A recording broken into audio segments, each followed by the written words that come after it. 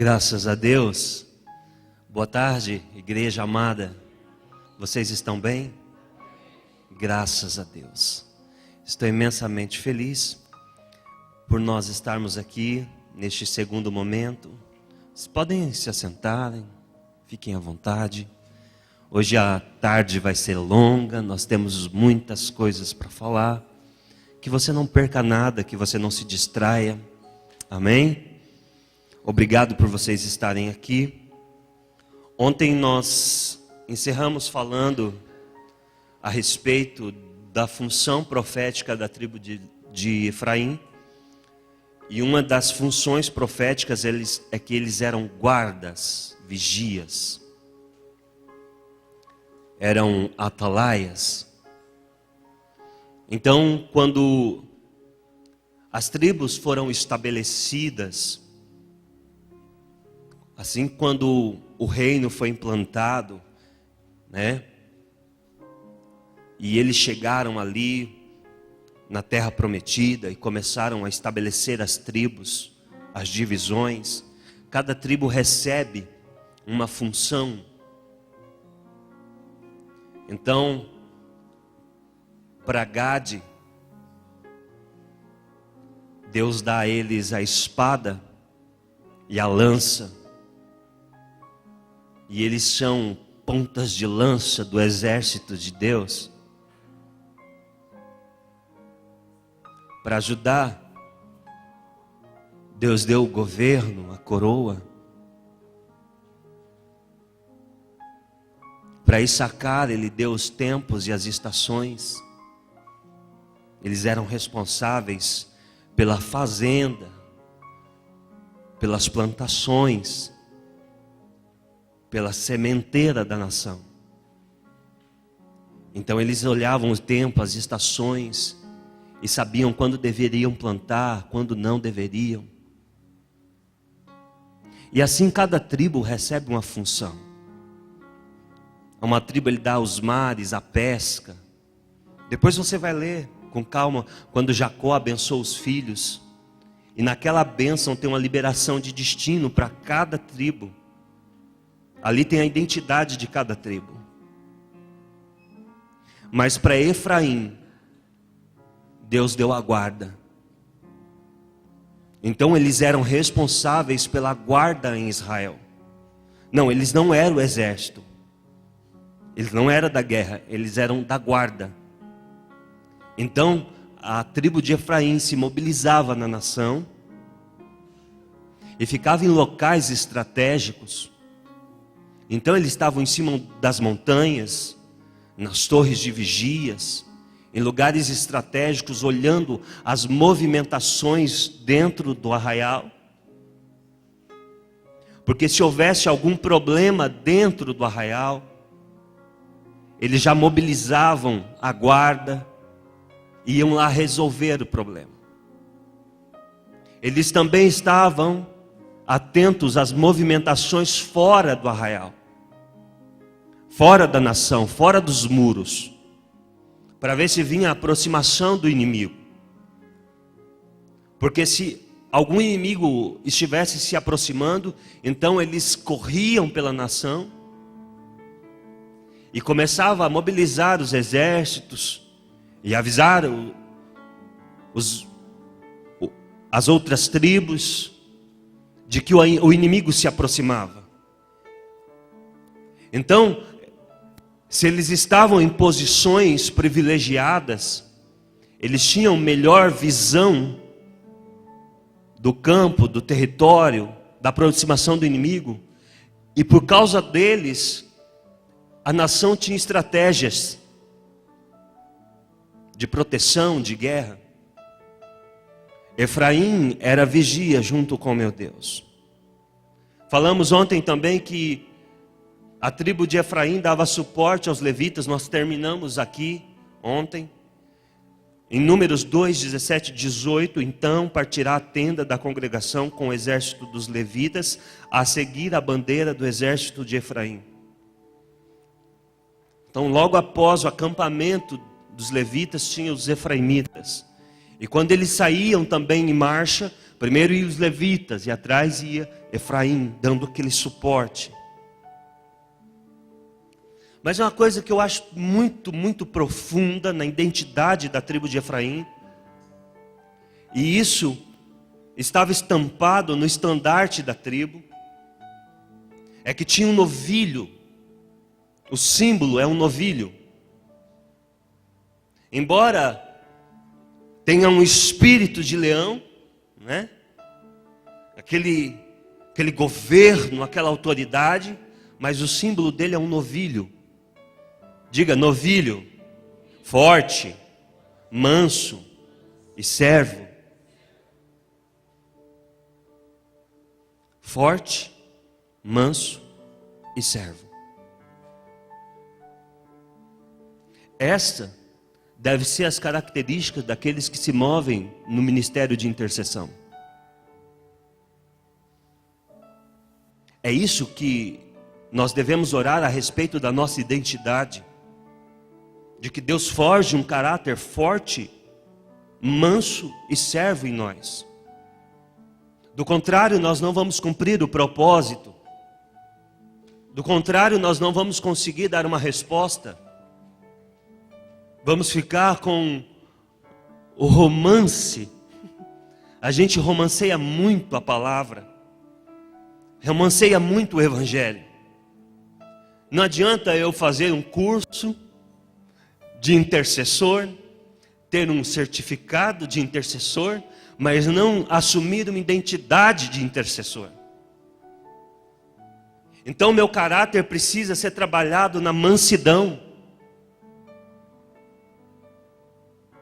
Eu acho muito bom que as pessoas sejam de guerra, pessoas corajosas, mas essa coragem, ela tem um limiar.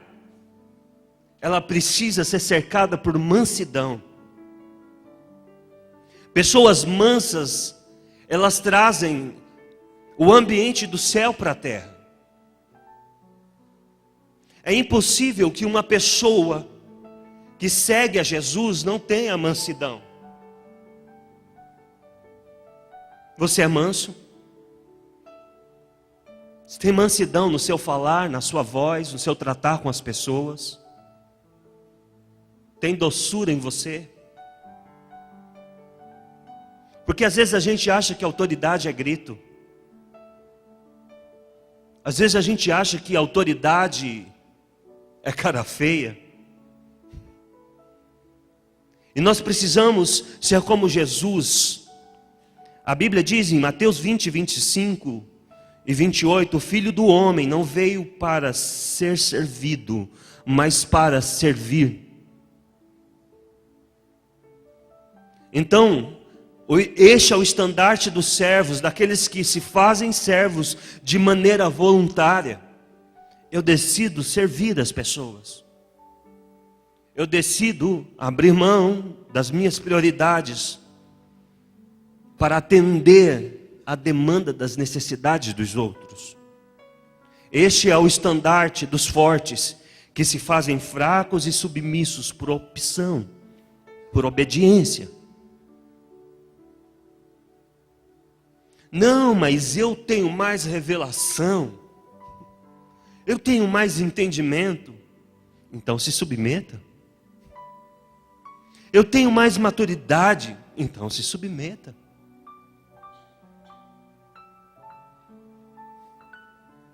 E uma das coisas que eu tenho aprendido é que pessoas maduras, elas suportam a fraqueza dos outros.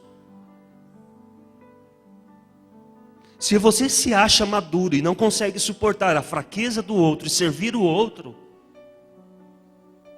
às vezes o outro não precisa de um discurso, precisa que você mais forte fica na retaguarda, só vigiando ele. Deixa aí. A gente tem um problema nas lideranças. A gente não consegue deixar pessoas inexperientes crescerem. A gente é apavorado demais, e quando a gente vai ver que o outro vai errar, a gente já toma a frente e não deixa ele ter experiências. Fica na retaguarda, fica intercedendo por ele, mas deixa ele ter experiências para ele crescer. Não faça tudo sozinho. Porque cada um foi dado uma medida. E eu preciso entender a minha medida. Eu preciso permitir que os outros cresçam, que todos fluam. A igreja é um lugar onde todos têm a liberdade de crescer nos seus dons e talentos. E uma igreja saudável, ela ativa todos no corpo. Uma igreja que tem visão, ela precisa ativar as pessoas nos seus dons e nos seus talentos, para que cada um cumpra a sua função. Deus não deu tudo para todos. Eu não tenho tudo, você não tem tudo. Mas se eu fizer a minha parte e você fizer a minha, o corpo bem ajustado vai crescer. E Cristo, que é a cabeça, aparece. Quando ninguém tem desejo de se aparecer, o cabeça aparece. Quando ninguém quer ser a estrela da manhã vem. Quando ninguém está se importando em ter o cargo máximo, aquele que é o cabeça se manifesta. Então qual é a minha função no corpo de Cristo? Eu sou um intercessor, então o intercessor, ele precisa ver o potencial dos outros, interceder para que Deus ative esse potencial. Quanto mais pessoas no corpo forem ativados para a obra, mais a igreja vai ficar fortalecida.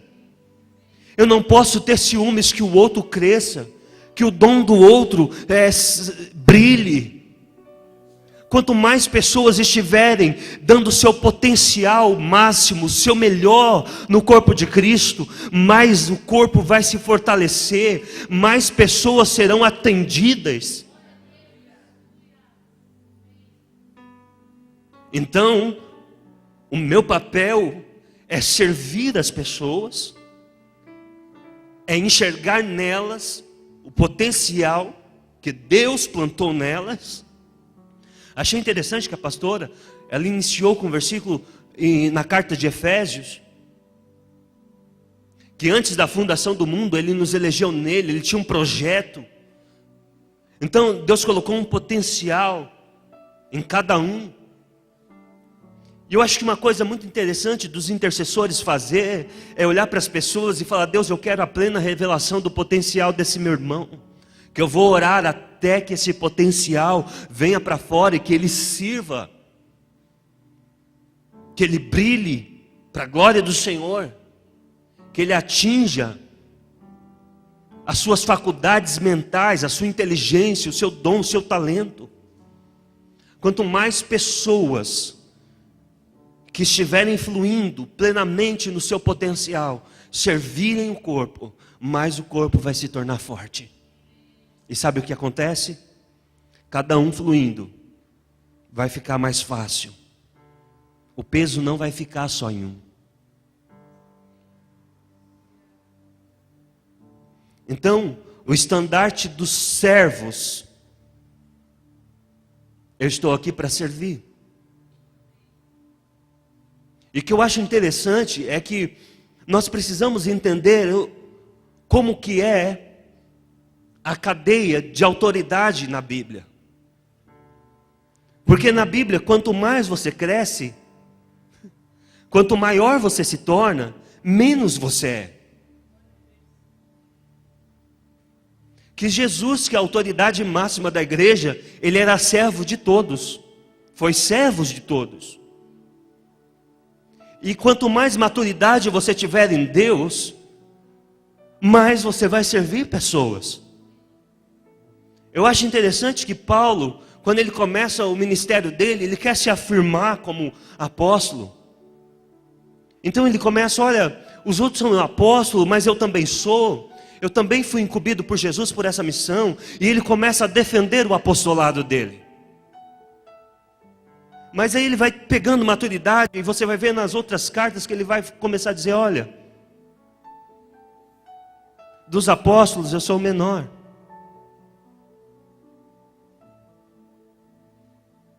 Mas no final da carreira ele já diz: eu não sou digno de ser chamado apóstolo.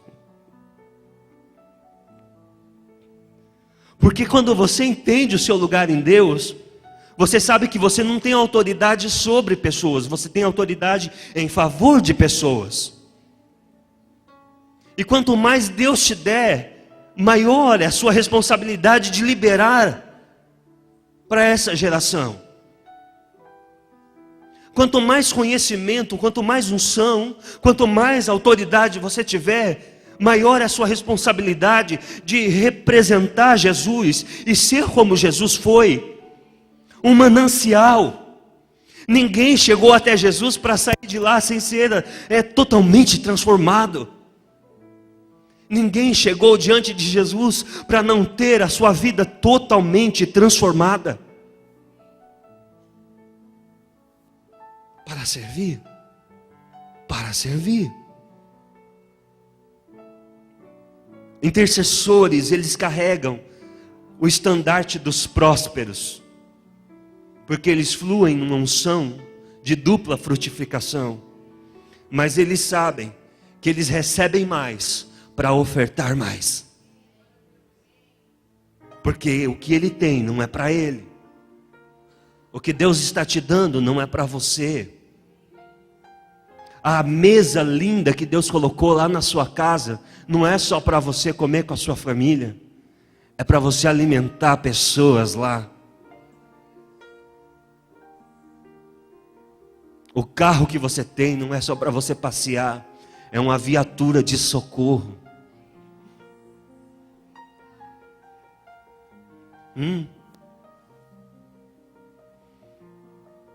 Eu recebo muito, diga comigo, eu vou receber muito, porque eu vou ofertar muito.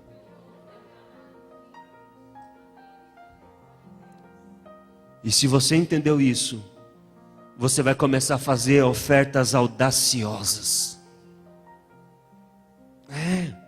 Ofertas proféticas. Você vai começar a ofertar a partir daquilo que você está vendo. Porque Deus vai fazer, então eu já estou liberado. Aleluia. Intercessores, eles carregam o estandarte dos humildes. Porque eles não precisam aparecer para governar. Eles não precisam aparecer. Estão nos bastidores. Estão impulsionando gente. Estão falando assim para os seus filhos espirituais: eu cheguei até aqui, mas vocês vão chegar em lugares que eu não pude chegar. Deus me deu essa jurisdição, mas eu estou te preparando, meu filho, para você ter uma abrangência maior. Deus vai te dar um potencial grandioso. Você vai tocar um número de pessoas maiores do que eu pude tocar. Talvez Deus vai dar para os seus filhos espirituais programas na televisão, programa nos rádios, vai dar nações, e você não vai poder ter ciúmes. Você não pode ter ciúmes de quando seus filhos espirituais estiverem no altar e você aí na primeira cadeira, anotando as revelações que ele teve, maiores que você.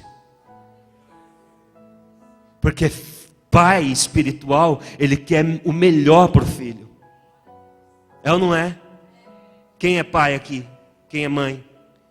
Você quer que seu filho tenha coisas que você não teve, não quer? Você trabalha para dar o melhor para ele, não trabalha? Se você não teve faculdade, você vai trabalhar para que seu filho tenha. É isso ou não é? Dá para você fazer isso com seus filhos espirituais? Dá para você começar a ser pai espiritual e colocar a mão nos seus filhos e profetizar: vocês vão às nações, vocês vão ser pastores de multidões, vocês vão ser pai de multidões, restauradores, vão trazer de volta o avivamento para essa nação. Aquele que quer ser grande, que seja o melhor, o menor. Porque o Filho do Homem não veio para ser servido, mas para servir. Este é o estandarte daqueles que estão intercedendo como Cristo. Ontem nós falamos sobre José, e José é uma figura de Cristo.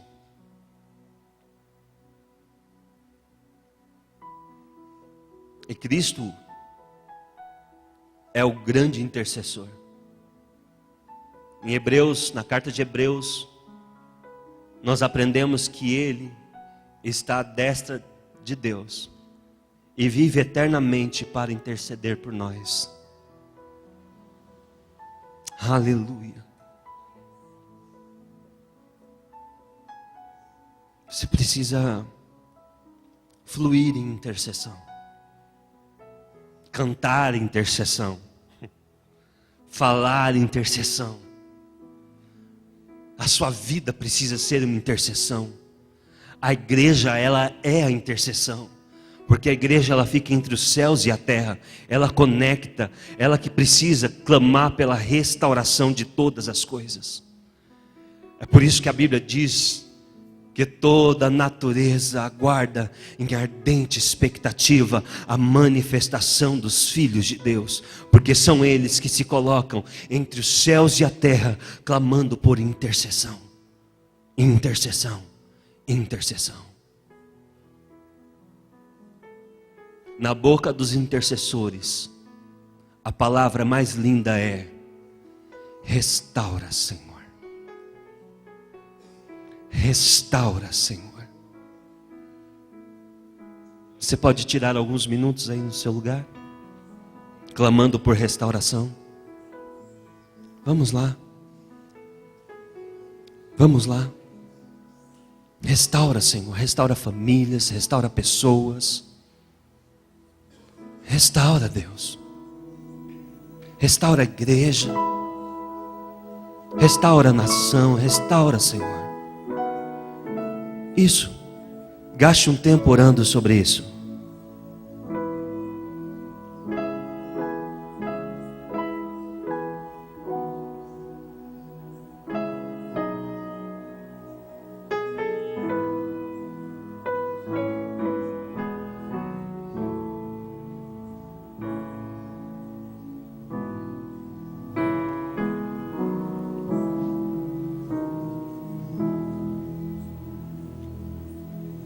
Graças a Deus. A tribo de Efraim, ela tinha um local específico no acampamento. E esse local era estratégico. No livro de Números, no capítulo 2, no versículo 17, segundo seus esquadrões estará a bando do ocidente. Esse lugar, ele dava para o pôr do sol. Ele era exatamente quando o sol ia se pôr, eles viam, o acampamento estava estrategicamente virado para o pôr do sol. Então, quando o sol se punha, eles tinham sinal de que estava começando o turno deles. Porque as vigílias começavam às 18 horas. Então eles tinham a visão da hora que eles deveriam começar a vigiar. Então todo o acampamento de Efraim tinha a porta de suas tendas viradas para o sol. O sol se punha e eles estavam sendo sinalizados pelos céus que agora começa a guerra e a batalha e o turno de oração, de intercessão e de proteção à nação. E esse lugar profético era o início para eles governar a partir das regiões celestiais. Eles tinham uma liberação para governar a partir daquele momento. Então, quando o sol estava se pondo, eles estavam recebendo uma liberação do céu para se levantarem como vigias e atalaias. Essa era a característica e a unção firmada na identidade daquela tribo. Então o sol era um sinal para eles, que conectava diretamente a função. Então eu quero que você preste muita atenção nisso, Porque eu creio que o Espírito Santo vai marcar você. E todo final da tarde, quando você estiver, talvez, chegando do teu trabalho, que você chega na sua casa, abre lá a sacada da sua janela e você vai ver o sol se pondo. E aí você vai lembrar-se da sua função no reino do Espírito. O sol está se pondo, a noite vai vir, mas eu estarei no meu posto, orando, intercedendo. Então, eles se mobilizavam para a guarda, para vigiar, para estar atento, com os olhos percorrendo todo o horizonte, vendo as movimentações do reino do Espírito. Se tem aproximação do inimigo, queridos, isso vai ficar tão marcado no seu espírito, que quando estiver dando 6 da tarde, aquela ebulição dentro de você, parece que Deus quer falar com você, e você vai começar a ficar atento, você vai começar a ter percepções espirituais, Deus vai te dar insights, flashes, você vai começar a sentir necessidade de se ajoelhar, de começar a clamar. Quando você abraçar o ministério de oração, intercessão, você vai se mover nessa unção de vigia, de guarda, de proteger. Você vai querer proteger seus filhos, começar a orar pelos seus filhos, começar a orar pela sua família, pela sua igreja. E o Senhor vai começar a te dar lugares estratégicos para você orar, posições estratégicas para você orar. Não, você vai achar que eu estou ficando meio religioso, ficando meio místico. Não. Deus vai te dar visão, alcance. Eu quero profetizar sobre a sua vida. Visão celestial. Você vai ver primeiro. Deus vai colocar você em posições estratégicas, nas rochas. Deus vai te colocar em cima das torres, em cima das montanhas. Você vai ver primeiro. O inimigo não vai te pegar de surpresa. Você não vai ficar dormindo mais. Você não vai ser pego de surpresa. Porque quando o diabo vier com as armadilhas dele, Deus já te mostrou antes. Você viu antes, você orou antes. Você não vai dormir. Deus vai abrir sua visão.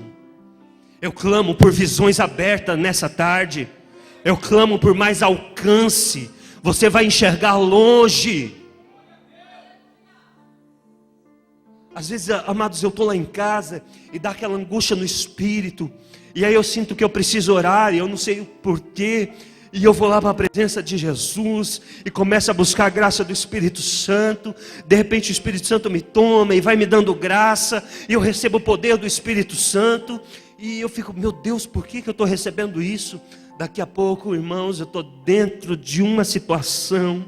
Deus me leva em alguma casa, em algum lar, que ali o diabo veio e fez algo tão terrível. E aí eu já estou preparado, já estou revestido. Chego lá com autoridade, não estou com medo, vou para cima do inimigo, dou um comando e a paz volta a reinar, as pessoas se reconciliam, pessoas são curadas, o demônio é expulso, as obras de Satanás é desfeita. É por isso que você precisa estar atento. Às vezes você não vai ter um embate hoje, mas daqui a pouco, uma semana para frente, você vai sofrer um grande embate. Você precisa estar revestido. Você não vai ficar dormindo. Você não vai ficar protelando mais oração. Você não vai ficar falando para o Espírito Santo, depois eu oro. Uma coisa que você vai aprender é orar a todo tempo, orar no carro, orar